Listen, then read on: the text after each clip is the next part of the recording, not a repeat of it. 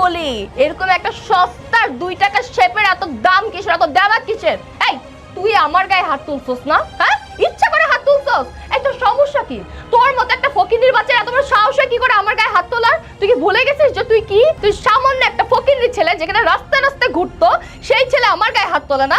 আজকে তুই দেখ তোর মালিককে বলে তোর চাকরি নট করবে, তারপর এই মেয়েটাকে এখান থেকে লাথি মেরে বের করবো। তুমি মনে হয় ওকে চেনো, কিন্তু ওকে আমার চেয়ে তুমি ভালো করে চেনো না। আরে ও একসময় রেস্টুরেন্টের মালিক ছিল, কিন্তু এখন ওর পোশাক আশাক দেখো না।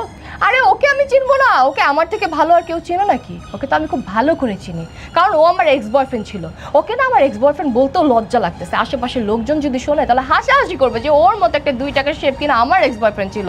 যাই হোক, মানে কলেজ লাইফে ভালোবেসে ফেলছিলাম, মেয়েরা একটু একটু ভুল করে না, ওরকম ভুল আমিও করছিলাম। ও তো একটা ফকিন্নির বাচ্চা, ও ঠিক মতো চলতে পারতো না, খেতে পারতো না, আর এখন বলতেছে ও নাকি এই রেস্টুরেন্টের মালিক। এই আমাকে দেখে ভাব দেখাইতেছস না? হ্যাঁ, পাট দেখাইতেছস? শোন, পকেটে 2 টাকা না থাকলে না ভাব পাট দেখা কোনো লাভ হয় না। এই যে দেখতেছিস, ও হচ্ছে আমার বয়ফ্রেন্ড, ওকে আমি সামনে বিয়ে করব। ও কোটি কোটি টাকার মালিক, কোথায় তুই আর কোথায় ও?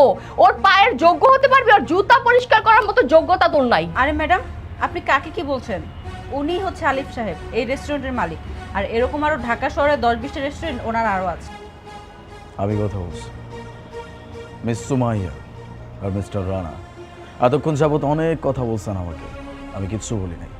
ইচ্ছাকৃত চুপ করেছিলাম, কারণ মূর্খদের সাথে তর্কে জড়াইতে নাই। কিন্তু এতক্ষণ যাবত এত কথা বলার পরেও আপনারা কোনোভাবেই ক্ষান্ত হচ্ছেন না, যা ইচ্ছা তাই বলেই যাচ্ছেন।